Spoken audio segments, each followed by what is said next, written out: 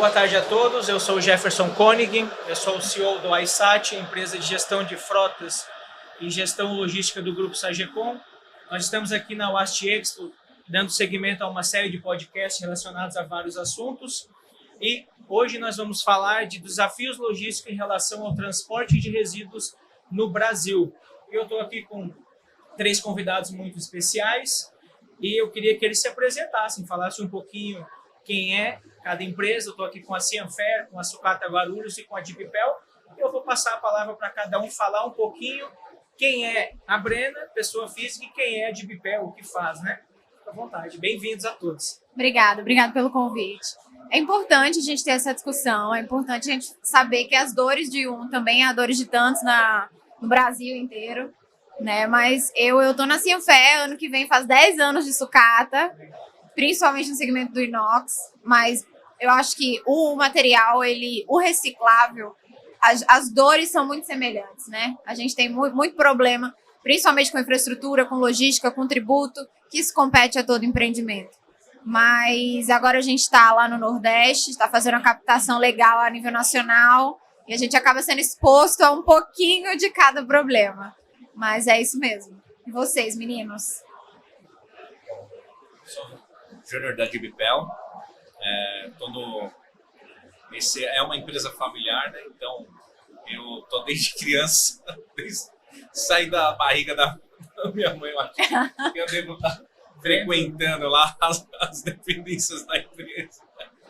Já nasceu respirando sucata. Já nasci respirando papelão, plástico e me formei como engenheiro de produção, só que atuo muito nessa área ambiental, me especializei bastante nessa área e a gente tem muitos desafios, né, em tentar mudar cada vez mais nosso cenário. Hoje a gente passa por uma mudança aí, né, política, e isso acaba também influenciando a questão da reciclagem, a questão da sustentabilidade no país. Então tem vários desafios que a gente é obrigado a ter que superar, né? E então aqui a empresa processa aí em torno hoje de 30 toneladas por hora de papelão, plástico, metais, eletrônicos, vidro. Fazemos a gestão completa de todos os resíduos, né? Tudo que uma indústria, um comércio, uma obra gera, a gente está lá para destinar corretamente, né? A gente vai falar de alguns assuntos aqui relacionados até a destinação, a rastreabilidade correta e o transporte desses resíduos, né? Vou passar a palavra para o Rafael aí, nosso parceiro. É isso aí. Bom, primeiro, obrigado, né, pelo convite. Jefferson representando a iSat, representando a Sagecom também, né? Então, o nosso parceiro de longa data. Eu agradeço, eu sou o Rafael Barros. Hoje eu sou diretor da Guarulhos Comércio de Sucatas. Completamos, mês passado, 44 anos de existência, uma empresa familiar, né? Hoje trabalha eu, meu pai, minhas irmãs na empresa. E a nossa empresa ela é especializada em sucata de ferro. Então, tudo que é ligado à sucata de ferro, a gente tem especialidade em processamento. Então, além da sucata de ferro, a gente trata os resíduos da sucata. Então, tem a planta de revalorização, planta de tratamento dos materiais. E é isso que a gente faz aí no mercado há 44 anos, é destinar corretamente os resíduos ferrosos. Muito bom. Antes de falar dos desafios, então, pessoal, vamos salientar para o público, né? Por que é importante a rastreabilidade dos resíduos, né? Por que é tão importante para ter uma gestão essa rastreabilidade, né? Não sei qual de vocês quer. Olha, o nosso principal desafio, eu acho que é a nível de coleta, né? Para a gente focar em rastreabilidade, é que o material chegue de forma segura no nosso pátio. A gente tem milhões de exigências que temos que cumprir, né? Assim, a Cianfer está mais de 37 anos aí no mercado e todo ano surgem novos desafios. É um contaminante diferente, é um tributo diferente e isso é um desafio, meu Deus, gigante. E eu acho que, eu não sei para todos, mas para mim o frete é um dos principais custos porque envolve segurança, né, do meu fornecedor até que esse material chegue no meu pátio e eu consiga processá-lo. Então, hoje a rastreabilidade é importante para que eu tenha noção de tempo e esse tempo me diz uma tomada de decisão hábil para resolver um problema. Eu consigo me programar. Se eu sei que eu tenho um material saindo do norte e nordeste, eu consigo calcular o tempo que ele chega aqui em Recife, em São Paulo, e de São Paulo eu consigo viabilizar ele para mandar, né, até um tempo de coprocessamento para poder mandar para o destinador final. Então, a rastreabilidade é importante para a tomada de decisão, para a segurança do negócio. As cargas hoje precisam ser asseguradas porque a gente está exposto a muitos problemas, né? Infelizmente, a gente está num país cada vez mais inseguro. O roubo de carga é uma coisa que acontece com muita frequência, até com cargas que nem são tão valiosas, né? Que não tem um valor visualmente agregador, mas parece que está cada vez mais inseguro trabalhar. E a gente tem que se munir de um rastreador, de seguro, de pessoas de confiança, e a gente fica à mercê de frete, né? Que é o nosso principal problema. Vale ressaltar também que são produtos totalmente diferentes, né? Completamente Tem diferentes. 3 empresas que trabalham com 3 produtos Exato, distintos, mas inox, as ferro dores e papelão. são as mesmas, né? Sim, sim. Porque tudo é volume, tudo é como é transportado. Isso tudo envolve custo da nossa operação. Para quem trabalha com qualquer tipo de resíduo, a gente está falando de margens muito apertadas, cada vez mais apertadas. E se a gente tem perdas, ela passa a ser significativa. A gente está falando de um acúmulo, né, de um material que está sendo transportado. Então, é importante a gente cuidar que não tenhamos perda nesse processo de transporte, seja de um fornecedor para a planta, seja entre filiais, seja para o nosso destinador final. Até esse material ser entregue é nossa responsabilidade, é o nosso custo, né? Então, evitar prejuízos também é uma forma de manter o empreendimento funcionando saudável. Não, e a rastreabilidade também tem um caráter importante no sentido da origem do material, né? Então, quando a gente coleta, a gente sabe de onde está trazendo, a gente consegue provar de onde esse material veio, né? Então, assim, a gente tem diversas ações para que os materiais que a gente colete seja de origem lícita. A gente está falando aí de pequenos ferrovelhos e tudo mais. E dentro desse trabalho que a gente faz, o rastreador consegue nos acobertar, né? Então a gente, com essa rastreabilidade, olha, esse material saiu daqui, aquele saiu dali, prova que a gente está de boa fé, que a gente está fazendo uma coleta de boa fé, e você consegue saber de onde veio cada material. Então, mas de onde que veio esse material? Não, esse material veio daqui, dali. Então, a gente consegue trazer legalidade através da rastreabilidade para os materiais, né? Isso é muito bom. No meu caso, a rastreabilidade é muito mais para passar a segurança para o cliente. Eu presto serviço para grandes indústrias, grandes centros comerciais, e eles precisam evidenciar isso para os órgãos públicos. Para onde foi seu papelão? Para onde foi seu plástico? Para onde foi seu papel branco? Eles precisam, hoje ainda mais sendo ISD, precisa fechar os ciclos da cadeia. As empresas falam muito em economia circular. Tudo bem, como que esse produto voltou para a economia circular, né? Como voltou para a cadeia? Como se tornou matéria-prima? É através da rastreabilidade. Então, eu gerei aqui na ponta esse resíduo, ele vai chegar aqui no fim como matéria-prima, então me prova. E aí, através da rastreabilidade. Então, ele foi para um destino correto para fazer o tratamento? Tá bom. Chegou na Advipel, fez o tratamento. Eu tenho como comprovar que foi para uma fábrica, para uma usina corretamente? Isso é rastreabilidade. Beleza, tem documentação, tem rastreamento do veículo, tem hoje a maneira que a gente encontrou de documentar tudo que entra e que sai na Advipel é o SIGOR. Sim. Isso eu acho, no começo, acharam que seria uma burocracia, mas para quem trabalha corretamente, isso foi uma maneira de você documentar, rastrear, fazer a rastreabilidade e comprovar o destino correto que você destinou corretamente. Então, as empresas que hoje trabalham corretamente, elas são muito bem vistas no mercado. A verdade é essa. Se ela gerou um certificado no SIGOR, se ela deu baixa no MTR, tudo isso conta na hora que você fechar um contrato. Então, querendo ou não, a rastreabilidade ela veio para acrescentar valores no seu serviço. Aí se for pensar agora, inclusive com créditos de reciclagem e tudo mais, até créditos de carbono no futuro, a rastreabilidade vai ser cada vez mais necessária e importante no processo, né? Porque tem diversas leis sendo formuladas dizendo, poxa, para quem utiliza X% de material reciclado, tem algum tipo de benefício. Como Sim. provar que esse material veio de fato da reciclagem ou não, né? A gente está vendo problemas aí com materiais que o pessoal diz que é reciclado e não é, enfim. Como é que a rastreabilidade pode contribuir com tudo isso, né? Perfeito. Então é muito importante, né? Não sei se vocês têm algum desafio também que vocês enfrentam, mais comum, né? Mas eu vou citar aqui a infraestrutura, porque no Brasil a gente sabe que é precário isso, né? E como isso pode afetar para vocês no dia a dia? Eu sei que vocês às vezes não fazem a nível Brasil, às vezes é um pouco mais focado na região, mas mesmo assim ainda tem esse nível precário de infraestrutura, né? Como isso pode impactar a questão de aumentar custos, manutenção, enfim, né? Como que isso impacta no negócio de vocês? A Brena colocou do custo do diesel, né? Do custo do frete. Gente, meu frete é Hoje muito o frete caro. é muito Você caro. faz a nível Brasil, né?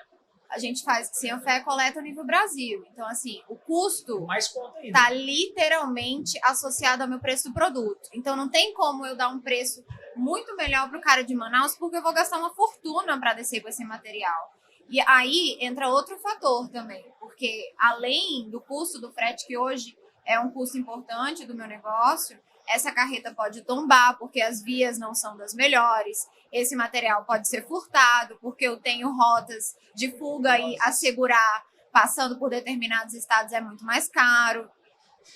Toda a carga, né, precisa pelo menos de uma nota fiscal, de um CTE de transporte, de um MTR, para a gente realmente ter uma segurança na emissão desse documento. E é muito diferente. Para mim, é um custo considerável a segurança da via. Isso é muito na infraestrutura. Cada estado, quanto mais para o norte e nordeste você vai indo, mais precário vai ficando a infraestrutura, né? Sim. Principalmente de frete, né? A gente atende hoje a nível Brasil, porém a gente montou um sistema de negócio que fica no próprio estado. Então a nossa coleta ela é uma coleta regionalizada, né? Para não ter esse custo operacional e esse risco grande. A minha indicação para quem quer trabalhar a nível Brasil é isso: tentar regionalizar para o material ficar no próprio estado. Sei que é difícil, né? Questão de achar uma função, achar quem compra esse material. Não, Porém, no nosso caso, a gente encontrou a solução de deixar regionalizar o resíduo, manter ele dentro do estado para não rodar tanto, não gerar tanto custo de frete, né? Não ter tanto problema com infraestrutura e ele se manter ter um valor agregado maior, na verdade. No nosso caso, né?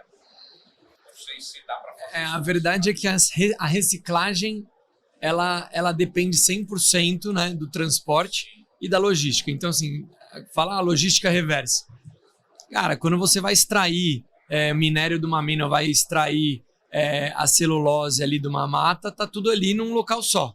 Né? Aí você tem milhões de toneladas, extrai e distribui. A gente faz exatamente o oposto, né? O que todo mundo um dia distribuiu, a gente passa coletando, né? Exato. Então o nosso sistema O desafio é juntar tudo isso. É isso mesmo. é justo o oposto, é o que todo mundo produz, a gente coleta, e tá aí o desafio da reciclagem, né? O desafio da reciclagem é isso, né? É esse custo que a gente tem ali do porta a porta, trazer para uma central, ter o processamento e conseguir vender, e hoje depender exclusivamente do valor que aquele material tem, né? Por que muita coisa fica dentro do estado ou umas nem são coletadas, né? Porque o valor que aquele material tem não consegue nem pagar a logística.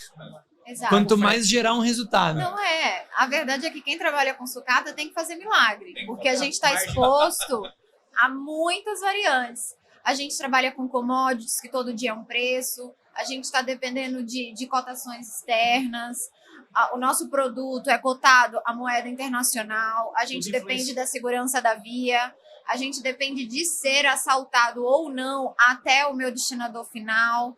ainda tem o coprocessamento, ainda tem custos operacionais, e a gente nem tem incentivo para trabalhar reciclando, né, e reduzindo cada vez mais resíduo.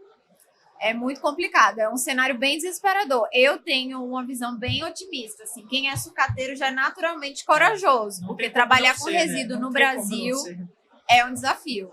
É ser brasileiro em dobro, né? É ser brasileiro em dobro. Aquele ditado, eu sou brasileiro, não desisto nunca, né? Sucateiro é em dobro. Se aplica ao sucateiro, né? Isso é verdade.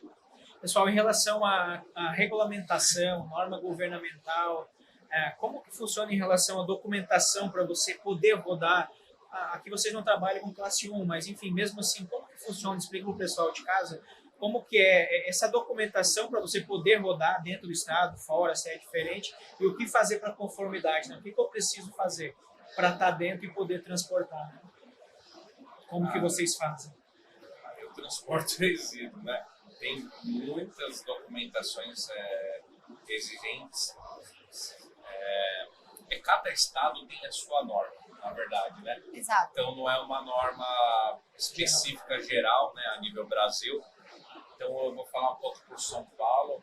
Então a CT tem documentações para você circular aqui no município de São Paulo, por exemplo. A CETESB, por que pareça, ela não normatiza o transporte de resíduo. Então quem normatiza, por que pareça, é o Detran. Então, ele Sério, aqui é o Detran? É o Detran que te libera transportar resíduo químico, né? Lógico, alguns municípios também pedem licenças para transportar resíduo químico, só que isso é muito assim, específico. Porque posto de gasolina mesmo, recebe combustível com produto químico. Então, imagina, o cara, quantos municípios têm milhares de postos e vem combustível em vários lugares? Imagina, quem vai entregar o combustível tem que ter a licença justo daquele município, do outro município. É bem complexo isso, então o pessoal acaba fazendo vista grossa, né? Mas se tomba uma carreta no município X e a carreta não tiver no mínimo, pelo menos um seguro de emergência para contenção, para remoção desse resíduo, não tem um motorista MOP, um caminhão com CIV, CIP, né, tudo bonitinho, que são laudos que o Inmetro fornece, né, que tem que fazer anualmente esses laudos, aí acaba sendo, sofrendo gravíssimas sanções, né, multas altíssimas, né, principalmente que você está falando com questão ambiental, né? Então, são multas altíssimas. E fora o custo, né? Se você não tiver um seguro de remoção desses resíduos, caso tombar, assim, são poucas empresas que fornecem esse tipo de seguro, né? A gente tem aqui próximo, né, da parte da feira Ambipar, tem o grupo Suatrans, tem algumas outras, 2, 3, se eu não me engano, a Silcom montou uma empresa também agora de segurança emergencial. Então, são poucas empresas, mas é sempre bom ter, porque você nunca sabe o que vai acontecer, né? Deus me livre, cai perto de um rio ainda. Nossa, contaminante direto. Multa é salgada, né? Aí são multas, se torna até crime ambiental. E a fiscalização vai em cima daí, né? Então, imagina, show. Sim. Então, a gente passa também por treinamento anual dos motoristas que transportam resíduo químico para poder transportar esse resíduo corretamente, né?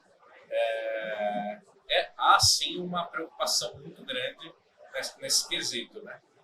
De legislação ambiental para transporte de resíduo químico.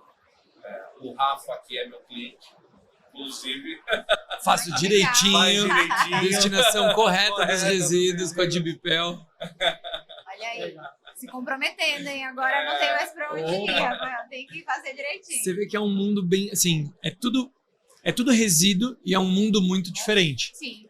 É até uma demanda nossa chamar as coisas do nome correto, e a gente tem um trabalho através do Inés e Sindinés de mudar a nomenclatura das coisas, porque quando a gente fala resíduo, você está falando que o copinho de plástico que você pôs na boca e tomou água, ele vira um resíduo. E você está comparando com um resíduo químico. Então, por vezes, tem municípios que já chegaram a multar, e aqui também não vamos fazer um desserviço, né? De expor um ou outro município, mas de você estar fazendo o transporte de recicláveis, e porque o reciclável é um resíduo, ele se enquadrar em legislações que não são nem um pouco pertinentes a um resíduo perigoso, ou um resíduo que forneça alguma... Então, poxa, é um material que está ali do seu lado e de repente ele se torna um resíduo que está ali para ser julgado ou colocado na vala comum de um resíduo perigoso. Ótima colocação, Rafael. A gente tem que fazer essa diferenciação. É bem por aí. A nossa legislação jurídica ambiental, ela é muito complexa. Agora, o que de fato se é feito é muito, muito inferior ao que de fato acontece. Isso aí, esse exemplo do copinho é um pequeno exemplo. Às vezes a gente é autuado, mesmo reciclando, mesmo pagando todos os tributos, mesmo fazendo tudo direitinho, porque tem lá o nome resíduo e cabe quem está autuando enquadrar como quiser, né? A forma como os outros veem é Exato. algo perigoso. Tudo no mesmo Exato, lugar, né? exato. Separar. Exatamente. Dá margem, né? A questão é que dá margem, porque pensa assim, ó, 30 toneladas desse copinho todo amassadinho, com nota fiscal, o Rafael pagou o imposto do início ao fim. Ele não é justo ele ser enquadrado num material contaminante, quando esse material contaminante se refere a um material com óleo, a um material com alto potencial realmente de contaminação de solo, de água, né? Se isso aqui cai na água, a gente consegue coletar. É completamente diferente de um resíduo que vai se misturar, né? O problema do NCM que te joga numa vala comum, né? Exato. Desperdícios ou resíduos, e aí o cara que está interpretando, é resíduo. Aí te coloca uma multa porque você não tem uma licença específica para um transporte de resíduo. Aí você fala, escuta, mas eu faço transporte de recicláveis. Ah, não, mas o seu... NC. E muda muito rápido, né? Hoje tu tá com o documento, mês que vem já não serve mais, já é outro. O MTR é uma coisa recente, né? O MTR, ele vem rastreando de onde vem o resíduo, mas é uma coisa muito recente. Eu acho que é o despreparo um pouco de quem autua também, né? Acho que precisa, se as empresas estão se atualizando, cada vez mais eu vejo todo mundo buscando ferramentas, modernizar as plantas, atender melhor a legislação, trabalhar melhor. Eu não vejo isso do poder público se atualizar, né? Exato. O poder público também tem que se atualizar, a verdade é essa. Às vezes, o cara que está autuando, ele entende de um processo. Só que a gente está aqui com 3 resíduos, cada um com realidades completamente diferentes. O meu pode molhar, o do Júnior já não pode. O meu é inerte para várias coisas, mas o meu tem potencial de risco físico. O dos meninos podem contaminar. O dele é inflamável, o meu já não é. Então, assim, cabe cada resíduo ser analisado com as suas especialidades. Da mesma forma que cada um aqui trabalha com uma especialidade, é porque não é uma coisa tão simples, senão todo mundo reciclaria muito sim, não é assim. Gerenciamento de resíduo é uma pauta séria. Acho que deveria sim ter mais incentivo por parte do governo. A gente vem fazendo um trabalho de formiguinha, a nossa margem é apertada. E fora que o nosso resíduo é um resíduo que ele é tributado desde a mineração, né? Desde do corte da madeira, no caso do Júnior, até o destinador final. Então, é realmente desafiador, é um cenário desafiador. Mas eu ainda digo que eu sou otimista. Eu acho que esse é o caminho, sim. A gente tem aí crédito de carbono, a gente tem aí incentivos para quem está reciclando. Muito embrionário ainda. Acho que a gente poderia ser um setor muito mais estimulado, porque temos muitas perdas, somos expostos a muita coisa, mas eu acho que tá num caminho, né? A gente chegou no start do mundo, que o aquecimento global tá aí, é um assunto muito repetitivo, mas eu não vejo outra forma de mudar o cenário, se não for com melhorias que a gente vem fazendo de pouquinho em pouquinho, né? O Brasil tá aí, gigante, extremamente heterogêneo e ao mesmo tempo com um potencial gigantesco. E a energia, né? A energia renovável agora é um desafio. A gente tem potencial eólico, a gente tem potencial solar e pouco se é dito, né? mas esperamos... O que a gente espera, meninos, do futuro? O que a gente espera para esse setor de reciclagem? Agora a eficiência energética com resíduo, né? É um dos meus principais custos também. É o que agora eu acho que vem evoluindo, crescendo, e eu acho que é o futuro. A eficiência energética com resíduo. Aquilo que não é reciclável tem que virar energia. Não pode só simplesmente enterrar, não pode. Aí está perdendo uma forma de usar essa matéria-prima que foi produzida de alguma maneira. É uma discussão muito longa, né? Se você for pensar assim, né? Existe o que é reciclável e existe o que tem reciclabilidade, né? Porque você pega... a gente sabe que você pega uma garrafinha d'água, tem 3 tipos de material. Os 3 são recicláveis, mas e juntos? Juntos não tem como reciclar, você tem que separar, dando um exemplo. Então, mistura-se muitos materiais em produtos, todos eles recicláveis, depois você não consegue reciclar. E aí depois você tem que acabar queimando tudo, porque é melhor queimar do que ele ir para o aterro. Mas eu também sou partidário da queima antes do aterro, mas eu sou partidário ainda de uma etapa anterior, né? Que é o design do produto e é o pensar para reciclar. Então, quando você fabrica, e eu acho que isso as empresas estão começando a ter mais esse olhar, né? Quando você vai fabricar um produto, você pensa como que aquele produto vai ser desmontado e reciclado. Eu brinquei agora há pouco que quando a gente fala da rastreabilidade, quando a gente fala que a gente coleta o que cada um produziu, a gente também desmonta o que cada um produziu. Então, quantas fábricas e linhas de montagem estão produzindo para a gente estar desmontando, né? Então, olha o nosso desafio. A gente tem que conhecer de cada produto, de cada linha de produto que é feita para a gente saber reciclar. Então, assim, não tem num produto marcado do que é feito cada plástico. Tem quando é um copinho, né? Mas pega no meio de um automóvel. Quantos plásticos estão ali no meio do automóvel? Ou um microfone? Tudo tem tudo. diversos produtos. Como é que você descobre isso? Como é que você recicla? O GMC falou que montou uma linha de produção para desmontar. Desmontar. O que eu tenho uma linha de desmontar, de trituração de automóvel, porque não dá para desmontar na mão. Só que aí depois, como é que você faz com aquele plástico que ficou ali? Como é que você separa aquilo? Como é que você segrega aquilo? Então, acho que sou partidário, mas você tem que pensar ali na produção. E aproveitando o teu gancho, assim, de como é difícil separar, né? Próxima pergunta, o que vocês veem, assim, como é difícil a conscientização pública, né? Como que a gente engaja a população a lá no início descartar, fazer o correto, né? Como isso impacta vocês? Porque se vende tudo quanto é jeito, vocês vão ter que lá fazer, né? Como que isso poderia mudar se lá no início da cadeia já viesse separadinho, né? E o que a gente pode fazer para aumentar esse engajamento? Foi igual, Como que impacta e como igual que... eu falei quando me apresentei no berço. É a experiência mesmo, a prática. Tem que vir de família, a educação em casa, a educação na escola.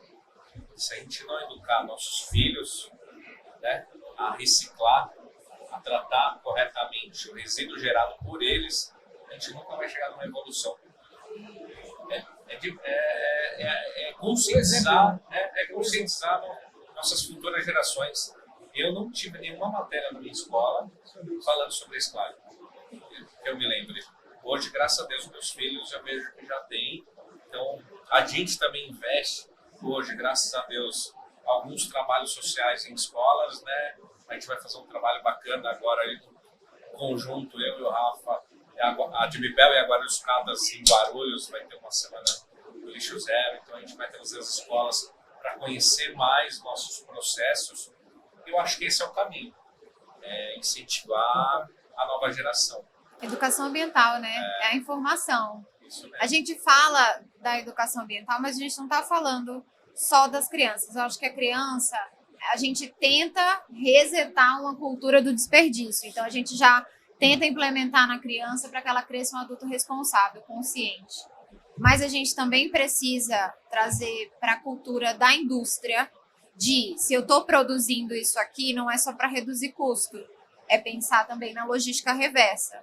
Mas, assim, eu também entendo, enquanto indústria, que eu não posso romantizar o meu custo do copinho. Então, se eu tiver um incentivo por parte do governo, porque sem ele é que determina, na verdade, se o meu trabalho está fácil ou difícil. Porque se eu tenho um incentivo e ele fala assim, ó, se você produz esse copinho aqui com material que depois ele possa ser 100% reciclado e volte para um sistema circular, eu te Imposto dou a um menos, incentivo. alguma coisa assim. Isso. Já- A gente não está falando de fortuna, não. Isso. A gente está falando de conseguir respirar, de ter poucas condições de trabalho, sabe? Então, eu acho que falta também incentivo da gente querer implementar muitas ideias, que eu tenho certeza que todos aqui têm, mas somos taxados porque temos contas para pagar. Se você der isenção para a indústria usar material reciclável, ele vai comprar. E aí você vai fazer essa cadeia inteira. A valorização. Vai fomentar a valorização. Que é isso que esse é o trabalho do Rafa constante em Brasília. Né? Dentro do A Inés. validação pelo Rafa no Inespa, Clineu, brigando aí pela nossa categoria da reciclagem, em levar essas pautas, né, Rafa? As pessoas de fora não veem, né, o mundo que é, eles acham que é só a indústria, mas não vê desde o catador, coletando, indústria, não vê todos os processos. Né? Pouca gente conhece como funciona a milhões de reciclagem. famílias, tudo, né? Não é só o que gera, só o que recicla. Eu ia colocar que o maior agente de mudança para o ser humano é a dor, né? Assim, quando a gente sabe entender a dor que a gente sente, a gente muda e melhora. Então, a dor que a gente está passando hoje de ver lá no sul, pessoal debaixo d'água, Nova York debaixo d'água, né? Tantos problemas de saúde decorrentes de ou plástico no mar, ou fumaça, ou aquecimento, queimadas e tal. Então, eu acho que o ser humano ele é inteligente o bastante para entender essa dor que ele está sentindo e transformar essa dor no que a gente vai ter que fazer de diferente. E aí, assim, é o consumidor entender, isso eu não vou consumir, porque isso é absurdo, né? Então, essa embalagem aqui, isso aqui não recicla. Eu vou procurar uma que recicla. Eu não acho que ninguém vai pagar mais caro por uma embalagem que recicla. Eu acho que o nosso desafio é deixar a embalagem reciclável mais barata do que a não reciclável. Perfeito. Através da circularidade, né? Dessa forma que a gente incentiva. É né? isso aí. Até E porque é a uma gente está mudança de falando. mente, por causa que ninguém muda o que acha que está certo. Cara, eu preciso primeiro entender que eu preciso mudar, senão eu vou continuar. Por isso que a dor é boa, né? A dor é boa, pegando pelo pé. A dor, ela empurra. Desculpa, Você não Breno. entendeu? Então, peraí. Não, infelizmente é isso. O planeta está dando vários avisos. O trabalho que a gente faz é um trabalho de formiguinha. Igual nós três, temos milhões de brasileiros tentando fazer a sua sucata, a tua empresa. E assim, a indústria não cuida só da indústria. A gente também tenta, a todo tempo, eu tenho certeza, instruir o catador que precisa, que às vezes não tem uma informação, não tem uma segurança e acaba se contaminando com resíduo. Porque a maioria, o maior volume do resíduo hoje, né, ele não é reciclado. Eu não sei números, país, posso até ver aqui para a gente depois trazer essa informação, mas eu te garanto que a gente não tem um percentual satisfatório de resíduo que a gente deveria estar reciclando. A gente está com plástico, que hoje em dia é um problema mundial, né? São vários tipos de resíduo, são vários tipos de plástico, cada um tem um trajeto diferente, o Rafael pode falar muito melhor do que eu. A gente tem vários tipos de papel, com várias alternativas. Existem muitas ideias sustentáveis. Eu trabalho com metal, que também tem a sua logística. E, assim, eu acho que falta também parte de incentivo. A gente está ali lutando para a educação ambiental, mas nosso trabalho seria muito mais fácil, menos desafiador, se a gente tivesse minimamente incentivo por parte dos estados e por parte do governo. Eu trabalho com plástico. Olha que muito, o governo ele impacta muito, né? Nessas decisões, né, que ele toma de tomada de preço. O plástico é feito com petróleo, né?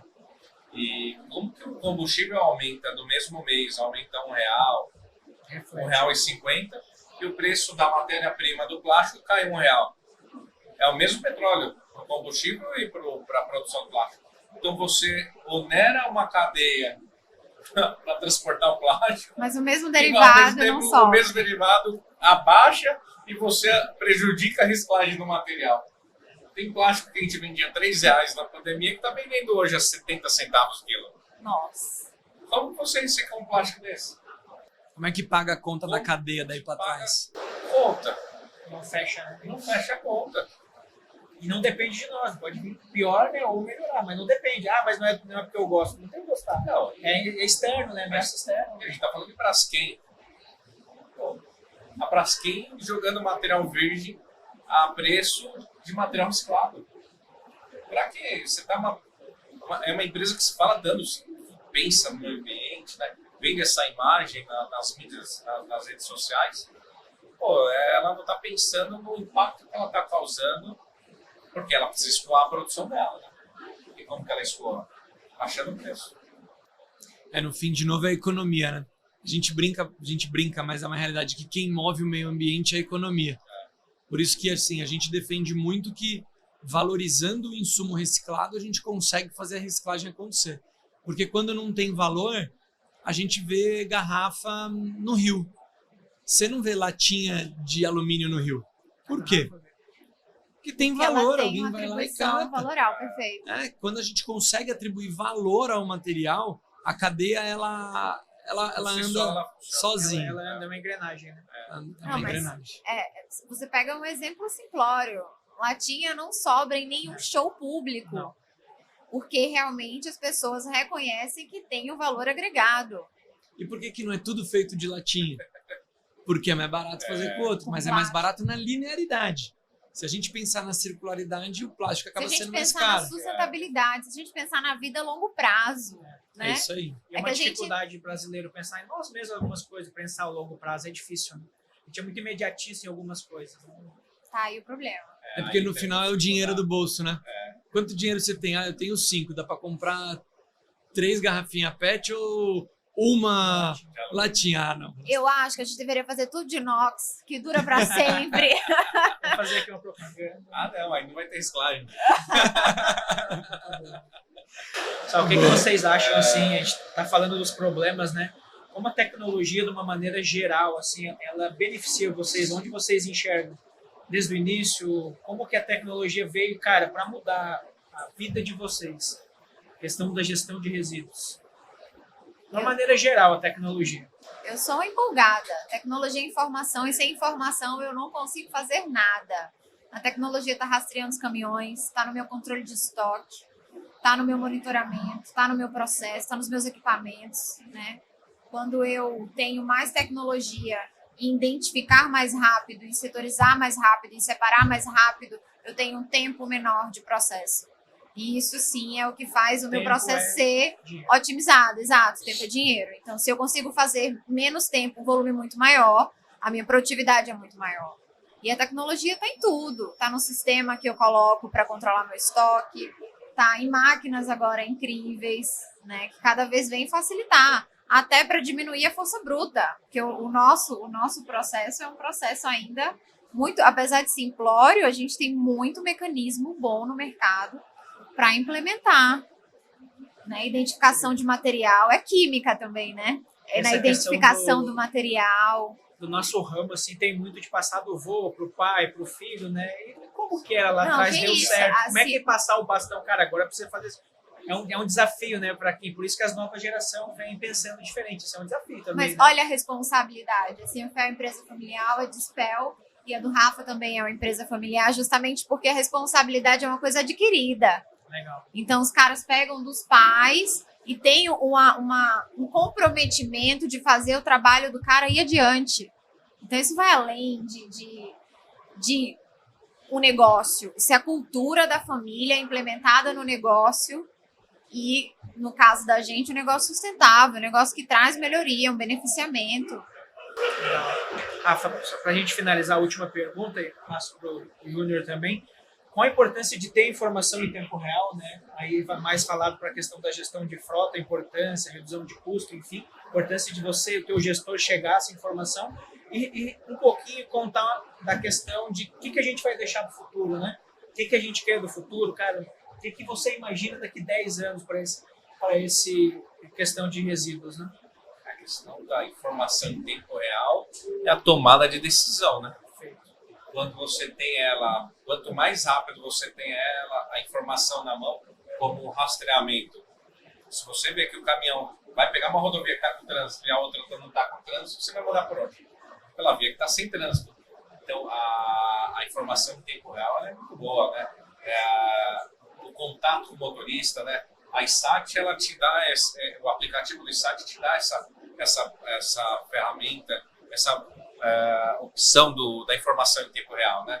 O check-out, o check-in, o motorista está conectado com a empresa em tempo real, passando, ó, tô aqui no cliente, cheguei no cliente, ó, a caçamba tá vazia, a caçamba tá cheia, a caçamba tá com impureza, a caçamba não tá. Em tempo real você toma decisões que talvez sem a tecnologia você não tomaria.